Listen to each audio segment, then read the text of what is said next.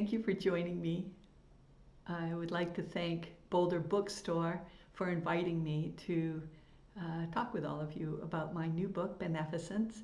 The paperback is coming out September 14th, so this is quite a celebration going on. Thank you so much. Boulder Bookstore has given me some questions. I thought I would go through those. The first is, can you tell us briefly what your novel is about?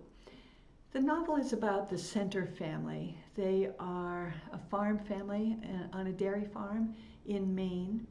The book opens in the late 1940s and moves through into the mid-1960s.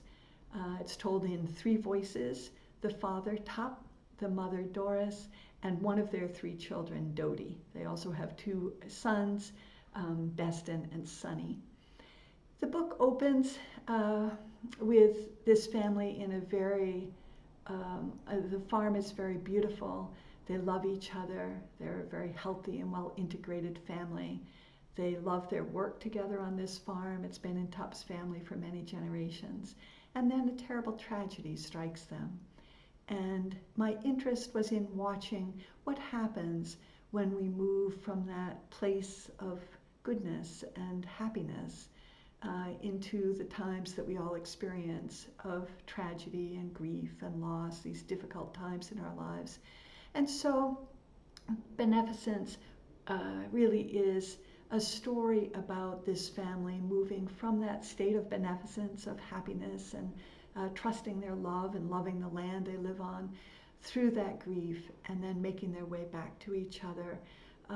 With all of the changes, both the gifts and the costs that they bring with them as they make their way back to each other. What was the inspiration for your book?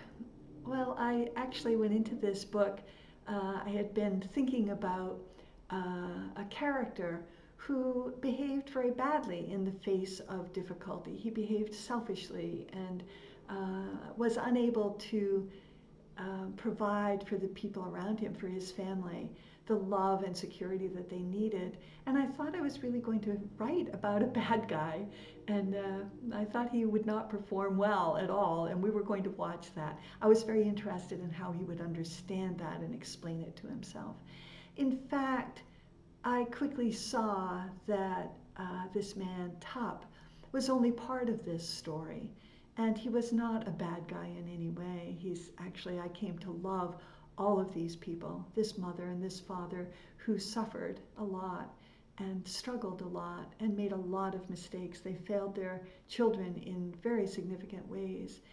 But I wanted to look at what forgiveness looks like. And so it became just a very different book than I thought it would at the beginning.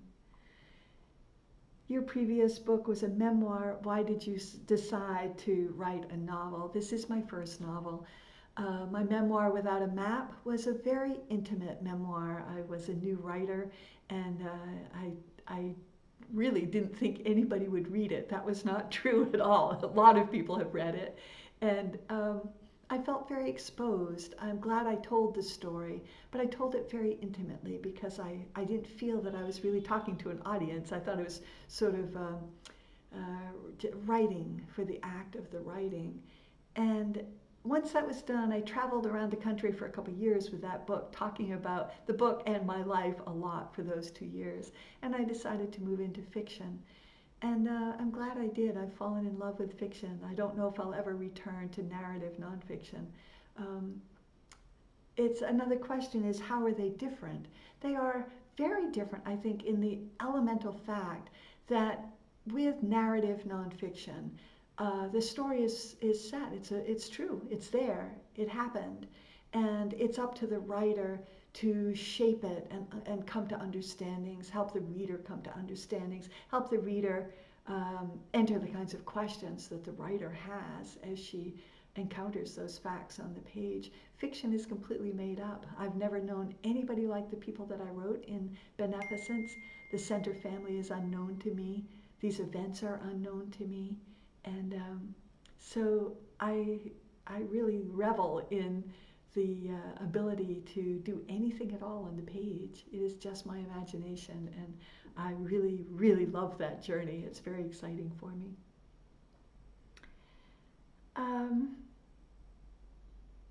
How different is it to write fiction versus nonfiction is a specific question. Um, I think I've covered that actually. I think that the issue is this truth. That's the significant difference. The act of writing it is the same. Narrative nonfiction and narrative fiction are really the same act. You're making story with characters and dialogue, a plot, things happen in a setting. What is my writing process like? I am a very private writer, very solo writer. Nobody sees my work until I send it to my agent. That's its entry into the world.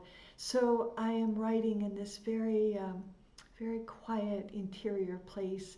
I have strong writing habits. I listen to Gregorian chants while I write. Everything else goes, everything else is gone. I enter a very faraway place when I write. I realize that I am not a draft and then revise kind of writer. I'm doing something else on the page. I taught in an MFA program for many years and taught drafting and revising, getting feedback from other readers and writers. And I just am not, I don't write that way. I work on the page. I'll move back a few sentences, then come back where I am. I might go back a couple paragraphs. Each morning I reread what I wrote. I might tweak it, I might change it, but I never actually go back and rebuild the story. I don't go back and change sections or add sections. I work slowly, and it seems to come onto the page when I shut the computer down in the evening. That is what's going to happen in the book. That is it. What have I been reading? I made a note of several books that I thought you might like to hear about. One is Simon Van Boy's new novel, Night Comes with Many Stars. If you don't know Simon's work, he's written many novels. You should check it out. This is a very, very beautiful novel, arising out of people he knows personally in Kentucky. He knows these people. It takes place over several generations, and it's very, very beautiful. I've become very enthusiastic about a Newfoundland writer, Michael Crummey. He's a great storyteller. He really is wonderful to read.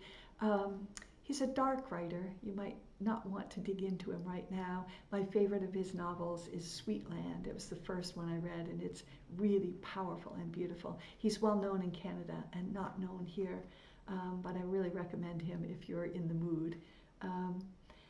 I like nonfiction. I read a lot of nonfiction. Edward O. Wilson, the very famous naturalist, wrote a book called The Leafcutter Ants, and you can't imagine that a 250-page book about leafcutter ants would be interesting, but it's really wonderful. It held my interest through the whole book.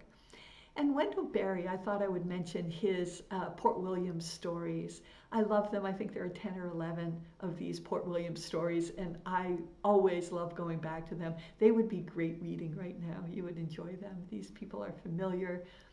We meet them over generations, the same people, and it's a really, really wonderful series of books. And I've been invited to read a short passage from my own book. And I'm going to read, I mentioned that the book is told in three voices, the father, the mother, and Dodie, the daughter. And I'm going to read this section written by Dodie. She's remembering something that happened when they were younger, when she and her brothers were younger. Once, when Beston was just 5 years old, Sonny asked Best and me if we wanted to climb the ledges across the road in the north pasture. Mom didn't like us going over there, but there was no reason, and even as children we knew it was one of the prettiest places on the farm. We climbed through the fence and followed Sonny across the pasture. It was a cool day late in spring. The leaves were just coming and the air felt green the way it does at that time. We had to walk slowly for Bess to keep up through the thickening grass. Crows cawed from the trees at the edge of the pasture. They lifted their heads and squalled and then watched us pass by. Their feathers gleamed purple in the sun. Farmers don't like crows and shoot them, but my father says they are intelligent and resourceful animals and have a right to these fields just as we do. He had put the cows to graze on the west pasture beyond the creek that morning, so we had the pasture to ourselves. The ledges spread high and wide, imposing themselves on the land. Our grandfather and his father once cut granite from this stone, and we could see the old rough drill marks still, and the pieces not suitable that were left tumbled on the ground. Dad says the granite at our doorsteps and on the skirt of the barn ramp came from these ledges, like a puzzle, as if every part of this farm and its families fit somehow. I could tell that Sonny had no mission, just a walk with a good destination. He pulled first me and then Best up the steep parts of the ledge. I had only been to the top a couple of times. I would not tell Sonny that I felt afraid of the edge, and I held Beston back. But Sonny walked forward and lay down at the rim. We followed, creeping forward on our knees, and lying next to our older brother, we were able to look down across the green brilliance of the pasture, over the fence line and the road, a lazy brown ribbon, and across to our house, a miniature of itself now, far off in the distance, and the shining white barn. The cows in the far pasture seemed to stand still in the shimmering June sun, a photograph of a moment caught forever. The crowns of the crow trees swayed at eye level as if swept by the flow of a quiet river, the new leaves turning light, dark in the breeze. I could see that my window, now so small, was open, and the white curtains my mother sewed drifted in the same soft sweep. I knew that I was a girl named Dodie, who lived a full and smart and interesting life in that room and in that house with my parents and my brother. But from this height, so far from that room across the wide field, I felt a decoupling, an estrangement from that girl and her safe place inside that house. Far adrift, as if I too were slipping away in the current, fear caught at me, the height and the detachment and the void where love and safety had been, and panic rose. I searched my memories of curtains at a window, great elm trees at a door, a house, a barn, cows in a faraway field. I lunged for a lifeline, and in the great weight of stillness, I turned to my little brother, too young to rescue me. And he turned from the sun and the grass and the faraway house and barn and the tiny cows. And he smiled with joy, with such astonished gratitude and wonder I was startled back to the beauty that holds us on this farm, and the curtains at my window billowed inward toward my bed and my quilt and my bureau and my top dresser holding my socks and my underwear and my little box of old pennies and nickels my father finds in the fields. And Beston leaned to me and laid his head against my shoulder, and his joy spread through me as if it were my own. Sonny rolled onto his back, and we copied him and watched the crows cut their arrows across the sky, our arms shielding our eyes from the sun that was too much to look at, our lashes iridescent and fluttering. Beston held my hand, and the afternoon slid over us.